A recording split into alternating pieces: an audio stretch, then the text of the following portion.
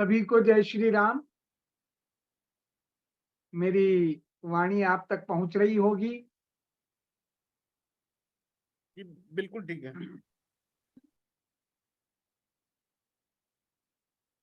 हम रामचरितमानस के बारे में चर्चा करने के लिए सब आज एकत्रित हुए हैं।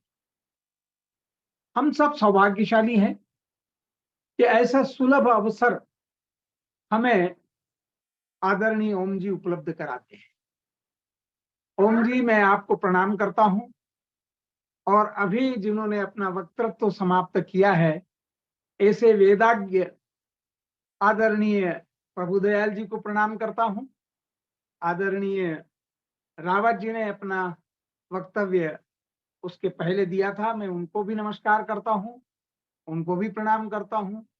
मुझे सामने राम मलिक जी दिखाई दे रहे हैं और शिव प्रकाश अग्रवाल जी भी मुझे आज दिख रहे हैं सामने। बड़ा आनंद आ रहा है।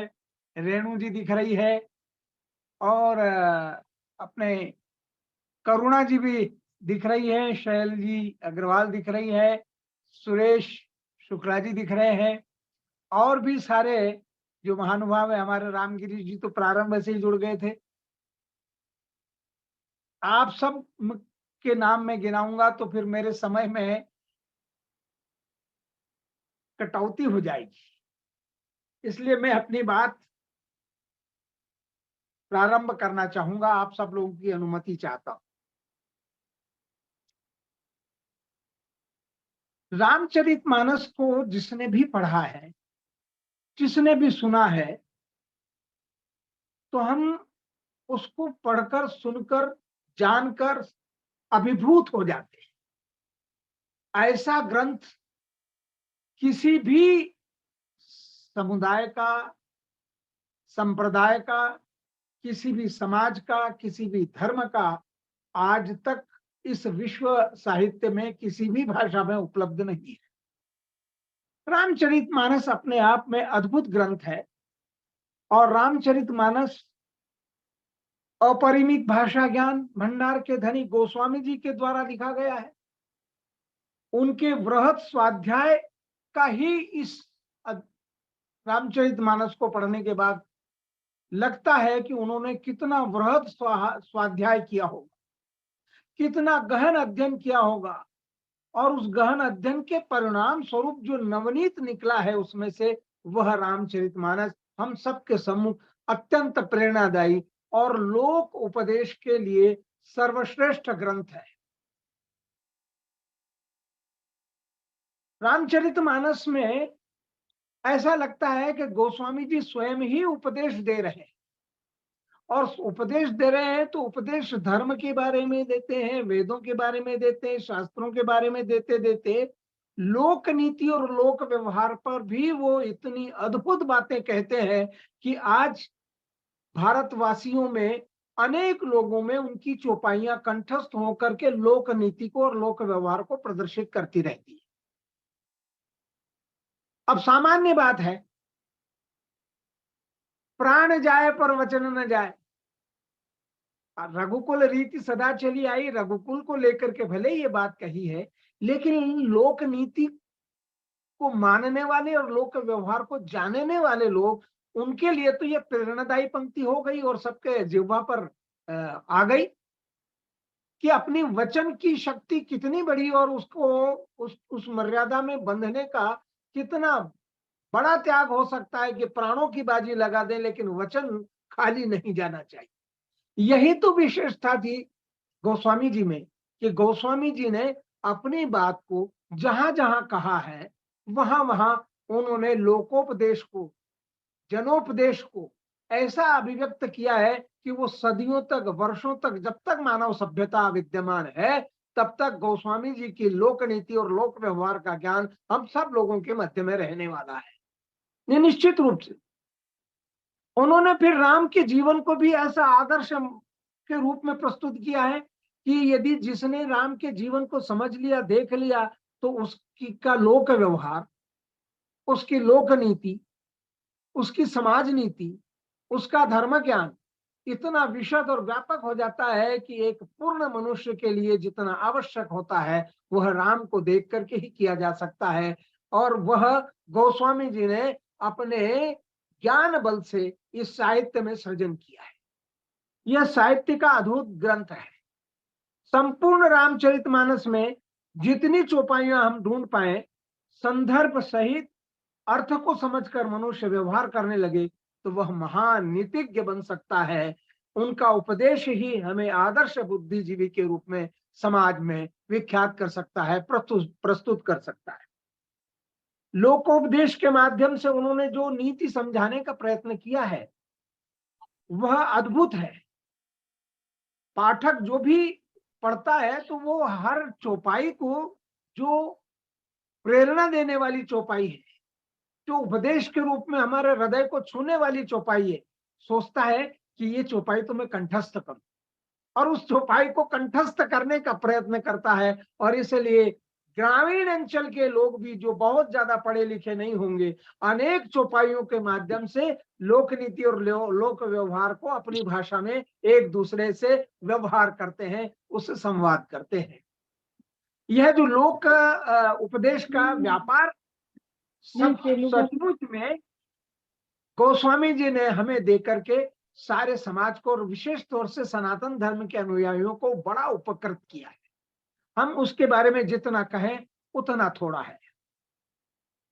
अब यह उन्होंने कैसे प्राप्त किया होगा और कैसे प्राप्त करना चाहिए, तो बहुत ही अपने बालकांड के दूसरे दोहे की एक चौपाई है। हमने तो अपने मानस भवन में भी अपने उस पर लिखा रखा है।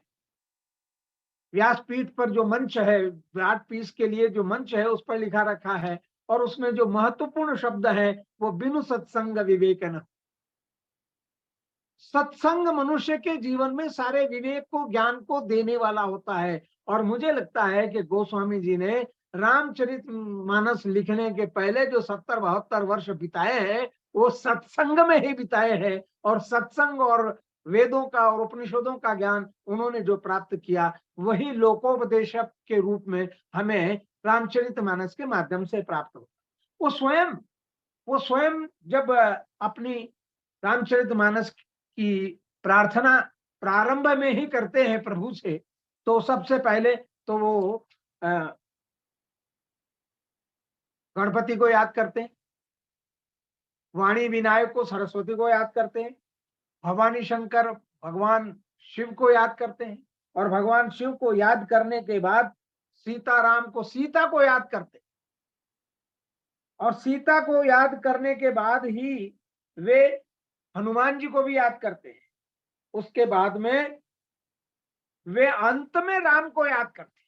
पहले सब देवताओं को कर लेते हैं, उसके बाद में प्रभु श्री राम जो उनके आराध्य हैं, इष्ट हैं, जो आदर्श पुरुष के रूप में, मर्यादा पुरुष के रूप में जिनको उन्होंने प्रस्तुत करने के लिए सारी शक्ति ज्ञान की लगा दी, वही उन्होंने प्रस्तुत करने का प्रयत्न किया है। और उसके बाद जब वो राम की आराधना कर लेते हैं तो हम अपने मन की बात को वो छिपा नहीं पाते, और वो कह देते हैं कि भाई मैंने जो कुछ इसमें लिखा है वो कहाँ से लिया है, कैसे मैंने याद किया है, कहाँ से मुझे प्रेरणा मिली है, किस ज्ञान के आधार पर मैं ये पुस्तक लिख रहा हूं। तो वो कहते हैं नाना पुराण निगमागम सम्मतम यद रामायणे निगदितम क्वचिदंत्योपे भी स्वांतः सुखाय तुलसी रघुनाथ गाथा भाषा निबंध मति मंजुल मातनोति। अब इतनी बात उन्होंने साफ साफ कह दी कि नाना निगम आगम पुराण इन सबको पढ़ने के बाद, इन सब का अध्ययन करने के बाद मैं उसमें से जो कुछ निकाल पाया हूं वह रामचरितमानस में राम के चरित्र में संजो करके मैं समाज को, सनातन धर्म अवलंबियों को प्रस्तुत कर रहा। यह अद्भुत बात उन्होंने कही है।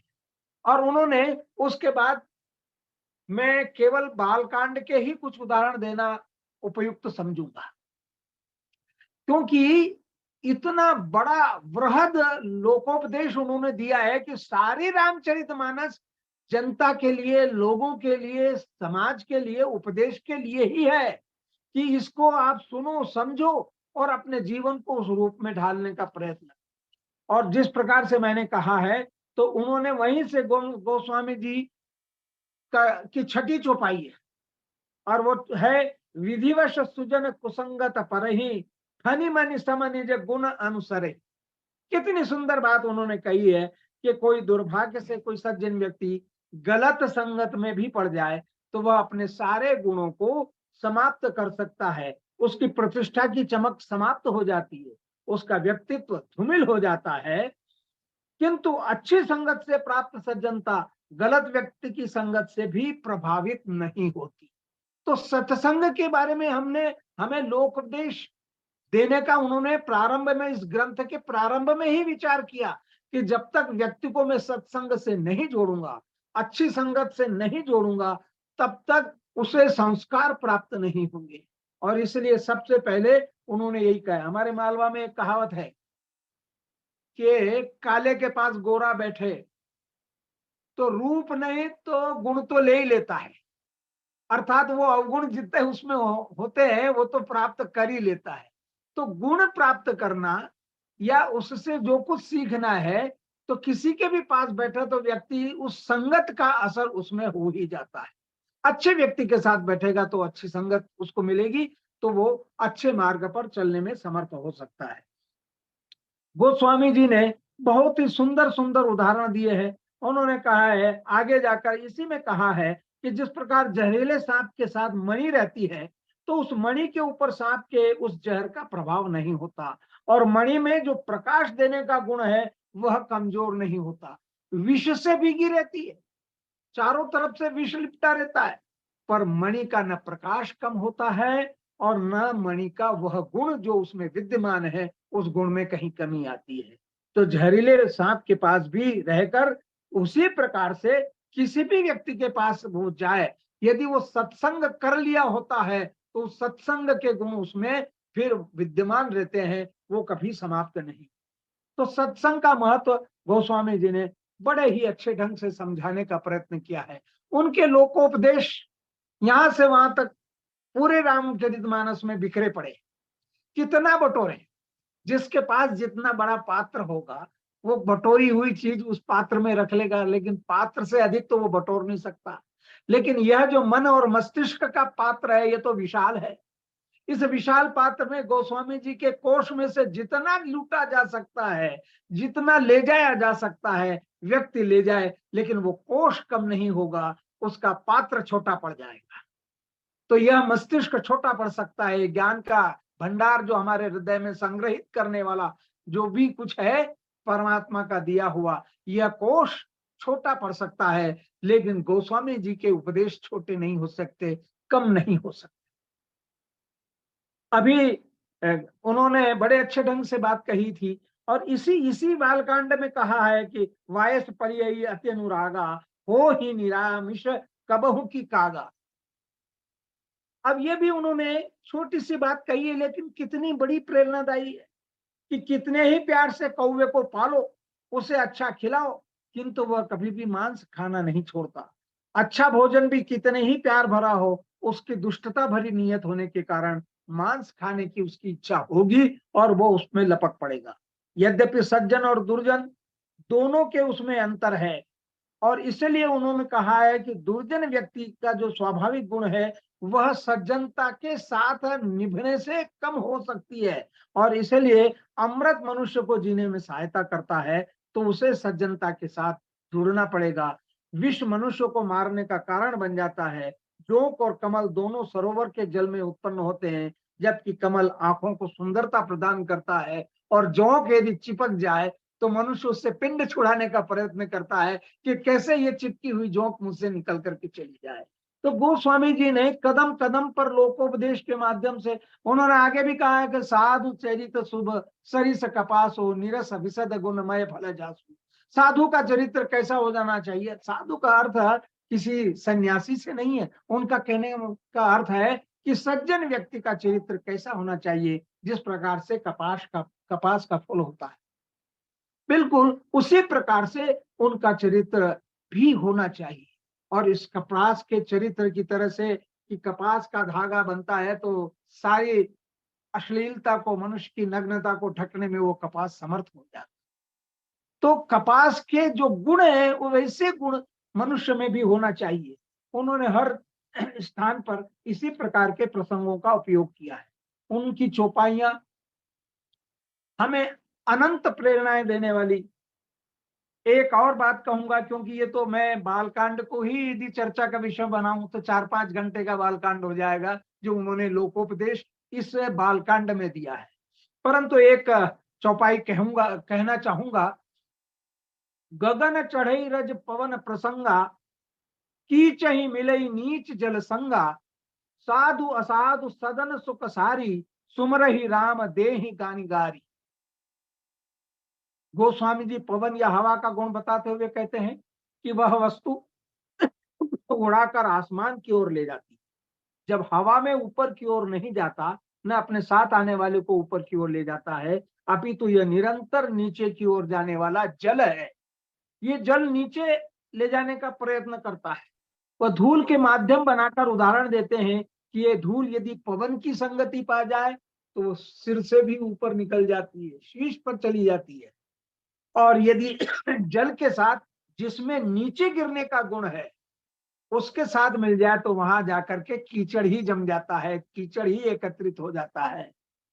साधु साधु सदन सुख भारी। इसी प्रकार से कोई तोता भी,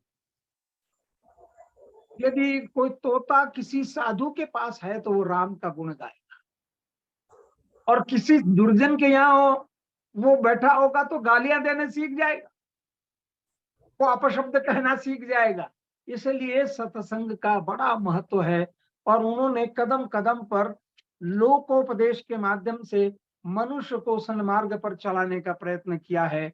शायद इतना बड़ा लोकोपदेश का ग्रंथ भी नहीं है और ज्ञान भी और किसी भी साहित्यकार ने हमें प्रदान नहीं किया है जितना गोस्वामी जी ने कहा है। ग्रह भेषज जल पवन पट पाई, कुजोग सुजोग होई कुबस्तु सुबस्तु जग, लकी सुलक्षण लोग। इसी प्रकार से औषधि, पानी, वायु और पहनने के वस्त्र, ये सभी कुसंग और सुसंग पाकर उसके अनुसार ही हो जाते हैं, अर्थात भले के साथ भला हो जाए।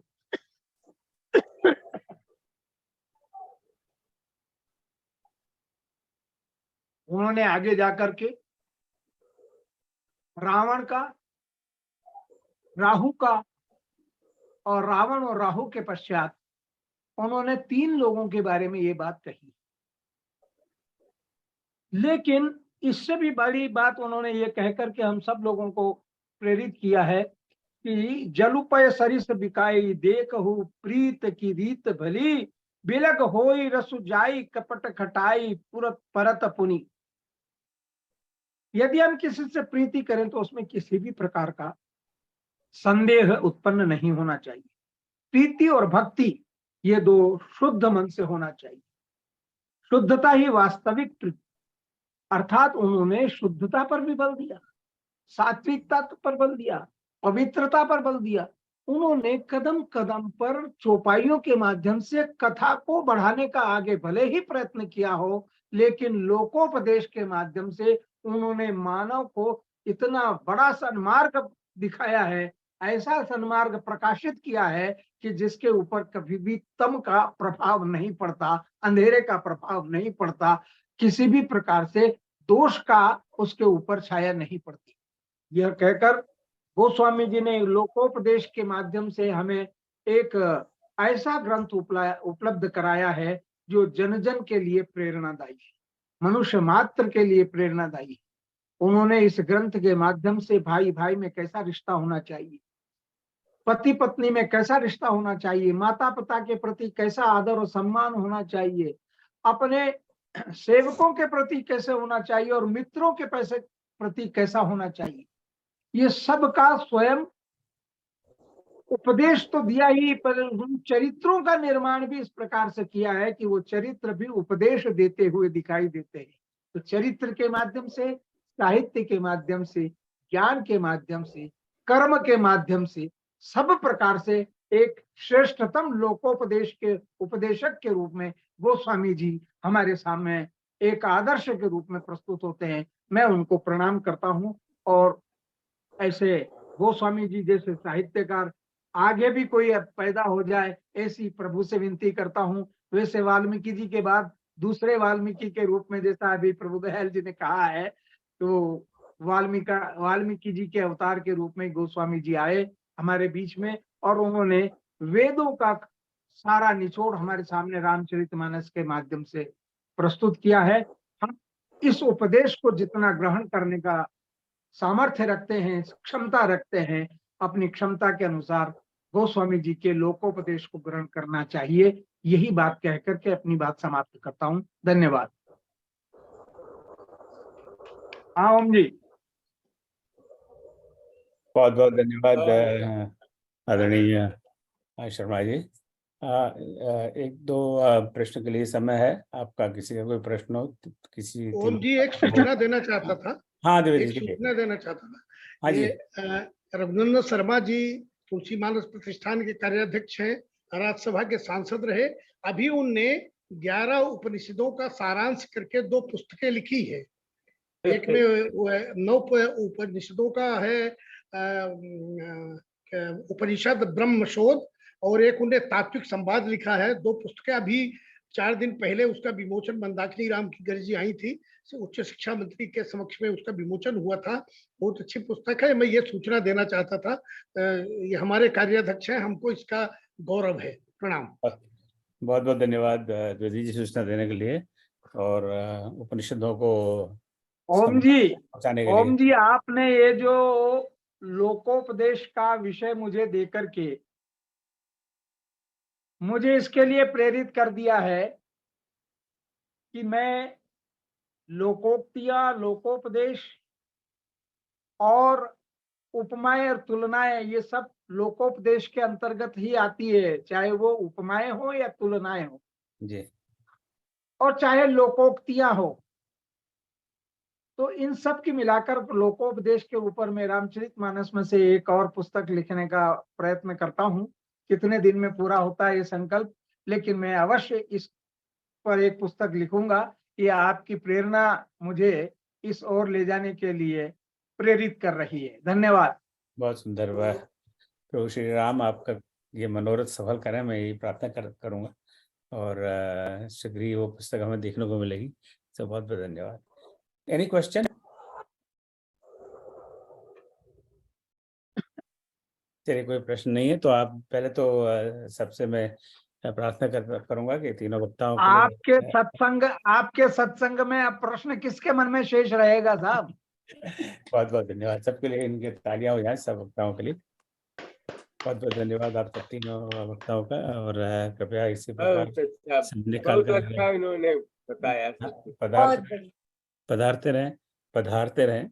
आपको पता ही है कि हर शनिवार को करीब 3.5 साल से यहाँ पर हम लोग मिल रहे हैं और किसी न किसी विषय पर चर्चा होती रहती है। मुझे ज्ञात है आप सभी बड़े व्यस्त हैं, फिर भी आप जब जब भी संभव समय निकालें और अन्य वक्ताओं को भी सुने, उन्हें हमें भी मार्गदर्शन दें ताकि हम आगे प्रगति कर सकें।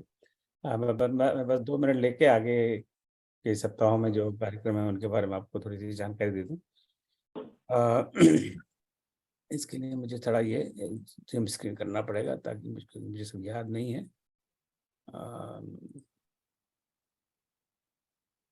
तो हमारी वेबसाइट है, इस पर जो भी कार्यक्रम होते हैं उसकी उल्लेख यहाँ पर है। तो आज तो ये 26 अगस्त का हो गया। 2 सितंबर को श्री कृष्ण जन्मोत्सव पर भजन कीर्तन संध्या है, क्योंकि उस सप्ताह में जन्माष्टमी है।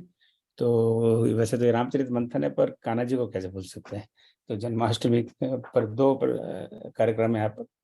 2 सितंबर को कृष्ण जन्माष्टमी और 9 सितंबर को कृष्ण काव्य गोष्ठी, जो स्वरचित जो कवि हैं हमारे समूह में बहुत सारे, तो अपनी अपनी कविताएं सुनाएंगे। उसके बाद में 14 सितंबर को हिंदी दिवस आता है, तो थोड़ा बहुत हम हिंदी पर भी यहाँ पर काम करने का प्रयास करते हैं। तो हिंदू में लघु कथा क्या है उस पर परिचर्चा होगी और उनमें से एक वक्तव्य आज हमारे सामने आज की सभा में प्रस्तुत है आचार्य ओम नीरव जी। सब उनको जानते हैं। इन्होंने पिछले सप्ताह भी तुलसी चंद्र में भी चर्चा की थी। लघु कथा में इनकी 2 पुस्तकें प्रकाशित हो चुकी हैं। तो परिचर्चा करने वाले में आदरणीय आचार्य नीरव जी भी होंगे। तो जो हिंदी लिखने में रुचि रखते हैं विशेषकर लघु कथा लिखने में रुचि रखते हैं, वो पधारें और हम कुछ इनसे सीख सकेंगे। आप में से कई मित्रों को पता है, श्रावण मास में हम पिछले लगातार 4 साल से श्रावण मास पारायण करते हैं। तुलसीमानस का मास पारायण ही है वो। तो पहले 45 मिनट पारायण और बाद में 20 मिनट उस पर जो पारायण हुआ उस पर चर्चा है। तो इस बार कुछ ऐसा पारायण समाप्त होने के बाद में कुछ ऐसा फीडबैक आया कि अभी भी हमारे कई मित्र सही उच्चारण नहीं कर पा रहे। चलो उसकी कोई बात नहीं है, मन से आप पढ़ें तो बड़ा आनंद है। पर उसको ध्यान में रखते हुए रामचरितमानस की चौपाइयों दोहों का कैसे हम सही तरह से उच्चारण करें, उस पर एक कार्यशाला का आयोजन है जो 3 दिन है, 23 को, 30 को और 7 अक्टूबर। तो हम देखेंगे कि कैसे किस प्रकार के कॉमन मिस्टेक्स होती है, ताकि हम सही उच्चारण से पढ़ सकें और उसका आनंद ले सकें। तो इस कार्यशाला में आयोजन के लिए एक गूगल फॉर्म मैंने भेजा है अपने सारे व्हाट्सएप ग्रुप में। उस अब तक 41 मित्र रजिस्टर कर चुके हैं और जो भी जिनको भी रुचि हो कार्यशाला में रजिस्टर करें, ताकि पता लगे हम कितने लोग रुचि रखते हैं। तो ये हुआ सितंबर तक का कार्यक्रम।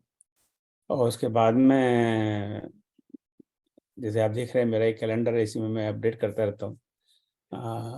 फिर नवरात्र शुरू हो जाएंगे तो रामायण का इस बार कई मित्रों का आग्रह था कि नवान पारायण किया जाए, तो इस बार 9 दिन नवा पारायण करेंगे। और फिर वाल्मीकि जयंती है, तब वाल्मीकि जी पर चर्चा करेंगे। तो ये आगामी कार्यक्रम है। जितना भी आपको समय मिले, ये मंच सबके लिए, पटल सबके लिए, और सब आमंत्रित है यहाँ पर भाग लेने के लिए। पर एक प्रोसेस है, उस प्रोसेस का सम्मान करें जरा।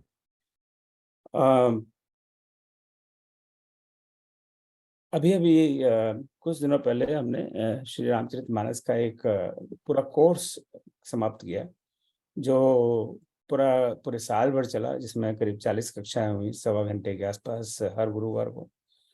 और वो कोर्स इस तरह से चला जिस तरह के कॉलेज में कोर्स चलते हैं, यूनिवर्सिटी में कोर्स चलते हैं। हर सप्ताह क्लास, सबकी अटेंडेंस लेना, उसके बाद में हर सप्ताह जो भी पढ़ाया गया उस पर एक क्विज, फिर बाद में वार्षिक एग्जाम। तो उसमें करीब 70-75 विद्यार्थी शब्द प्रयोग करूंगा मैं, तो वैसे उसमें 11 साल से लेकर 82-81 साल तक के विद्यार्थी थे। और उसमें 70-75 एक्टिव स्टूडेंट्स है, उसमें 59 ने वो कोर्स सक्सेसफुली पास किया। तो तुलसी जयंती के दिन ही उसका दीक्षांत समारोह हो रखा था, जिसका द्विवेदी जी भी उल्लेख कर रहे थे। और उसका जो कोर्स का फीडबैक ऐसा रहा कि बहुत लोगों ने रुचि बताई कि हम दोबारा इस कोर्स को करना चाहते हैं। तो उससे मोटिवेट होकर हमने फिर सब शिक्षकों ने मिल पर चर्चा की और वो कोर्स फिर दोबारा आरंभ करेंगे। वो आरंभ होगा 19 अक्टूबर को और 11 अगस्त तक चलेगा। और जो प्लानिंग है और प्रभु की, राम जी की क्या मर्जी है वो तो वही जाना है। अगले तुलसी जयंती को उस कोर्स का दीक्षांत समारोह होगा।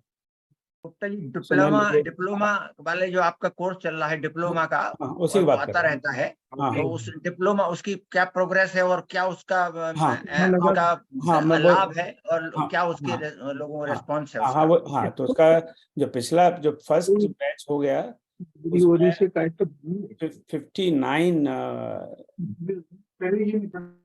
59 विद्यार्थियों ने उसको सक्सेसफुली पास किया। और पास करने के 3 मापदंड थे। एक तो अटेंडेंस, दूसरा जो हर सप्ताह जो पढ़ाया गया उस पर एक क्विज, ऑनलाइन क्विज सब, और बाद में एक वार्षिक परीक्षा। इसमें पूरा मानस शुरू से अंत तक के क्वेश्चन थे। तो उसमें जो मिनिमम 60% जिनका स्कोर है उन्हीं को वो सर्टिफिकेट या डिप्लोमा दिया गया। पहले ऐसा कोई मन नहीं था डिप्लोमा का, पर बाद में सब लोगों में चर्चा हुई, सब लोगों ने कहा ये बिल्कुल यूनिवर्सिटी कॉलेज की तरह कोर्स पढ़ाया है, वो सारी प्रक्रिया से गुजरे हैं, तो क्या बुराई है सर, जैसी आपकी मर्जी। उसी से प्रेरित होकर सेकंड बैच है, उसमें अब तक 188 लोग रजिस्टर कर चुके हैं, 188। और अभी तो कोर्स शुरू होने में 2 महीने बाकी हैं। 2 महीने तो सिलेबस क्या है? सिलेबस रामचरितमानस आदि से अंत तक। अच्छा, केवल रामचरितमानस? हाँ, केवल रामचरितमानस पर हमारे जो शिक्षक हैं यदा कदा जहाँ आवश्यकता होती है और रामायण से संबंधित अन्य ग्रंथों पर उसका रेफरेंस जरूर देंगे, विशेष करके वाल्मीकि रामायण का। क्योंकि कुछ जैसे आप तो इतने बड़े विद्वान हैं, मैं आपको क्या कहूँ, जहाँ लगता है कि ये कोई बात बताने जैसी है कि मानस में इस तरह से है, वाल्मीकि रामायण इस तरह से, पर फोकस रामचरितमानस का है। रामचरितमानस ही हम समझ लें तो वही बहुत बड़ी बात है। हाँ, वाल्मीकि रामायण पर भी कोर्स का बड़ा हमारे पर प्रेशर है। तो एक बार हम अंग्रेजी में उसको कर चुके हैं, एक प्रोफेसर है मलेशिया में, बाला मरियप्पन, उन्होंने, पर वो हिंदी नहीं जानते, वो अंग्रेजी भाषी हैं, तो उन्होंने वाल्मीकि रामायण पर कोर्स पढ़ाया था। सुंदरकांड पे भी मैं एक बहुत डिटेल में एक बार यहाँ कोर्स पढ़ा चुका हूँ। तो प्रभु ने चाहा तो वाल्मीकि रामायण पर हिंदी में कोर्स का भी आरंभ करेंगे, पर अभी जो तुलसी रामायण है, रामचरितमानस है, उसका ही कोर्स है। तो आप लोगों के संपर्क में बहुत हैं, बहुत मित्र हैं रामायण प्रेमी, वो अगर इसको ज्वाइन, पर ये कोर्स है, ये प्रवचन नहीं है। यहाँ पर ना कोई स्वामी जी या आचार्य प्रवचन देते हैं, यहाँ पर it's actual course, they have to learn, they have to prepare, they have to do weekly exam. और इस बार हमने सेकंड बैच में हमने 4 एग्जाम और ऐड कर दिए बीच में, उनको आप सेमेस्टर एग्जाम कह सकते हैं। बालकांड के बाद में एक एग्जाम होगा जिसमें पूरा बालकांड, फिर अयोध्या कांड के बाद में एक एग्जाम होगा जिसमें पूरा अयोध्या कांड, उसके बाद में 3 छोटे कांड, अरण्य कांड, कृष्णदा कांड और उत्तरकांड, उसके बाद में सुंदरकांड, उसके बाद में एक एग्जाम, फिर लंका कांड और उत्तरकांड का एक एग्जाम, और उसके बाद में फिर एक फाइनल एग्जाम, ग्रांड एग्जाम, जिसमें पूरा बिल्कुल बिल्कुल बाल कांड के आरंभ से लेकर उत्तरकांड के अंत तक का कवरेज है। So this is very educational type of programme, not pravachan type of programme. प्रवचन का अपना महत्व में कोई निंदा नहीं कर रहा उसकी, कोई आप गलत ना समझे अन्यथा। और सभी प्रवचन करने वाले पंडितों को, ज्ञानियों को मैं साष्टांग दंडवत करता हूँ, पर इसका फोकस अलग, इसका फोकस है टू लर्न अबाउट रामचरितमानस, उसके शब्द हैं। और हर क्लास में हमारा फोकस ये रहता है, एक भाग तो है कि उसका कथा सार, कि आज का जो सिलेबस है उसका कथा सार क्या है, दूसरा है उसका आध्यात्मिक क्या सार है, और तीसरा है कि उसकी हमारे जीवन में क्या उपयोगिता है, जिस पर आज आदरणीय रघुनंदन शर्मा जी ने चर्चा की। That's very important focus of this classes. So उसमें मैं आपको जानकारी के लिए ये बात बताना चाह रहा था। तो इसमें आपका कोई प्रश्न हो तो मैं अपने अल्पमति के अनुसार उत्तर देने का प्रयास करूंगा।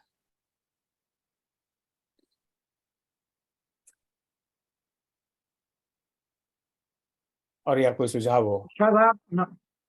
सभी लोगों को प्रणाम। बहुत बहुत प्रणाम। सो आप सबका बहुत बहुत धन्यवाद आज के इस कार्यक्रम में जुड़ने के लिए। जैसे मैंने पहले प्रार्थना की थी, जैसे संभव आते रहे।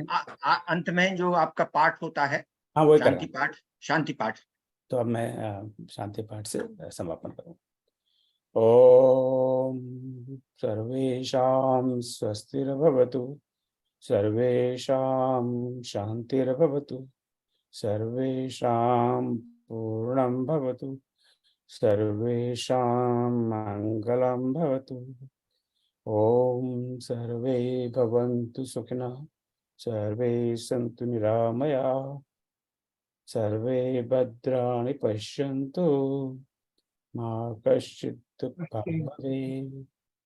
ओम असतो मा सद्गमय, तमसो मा ज्योतिर्गमय, मृत्योर्मामृतं गमय।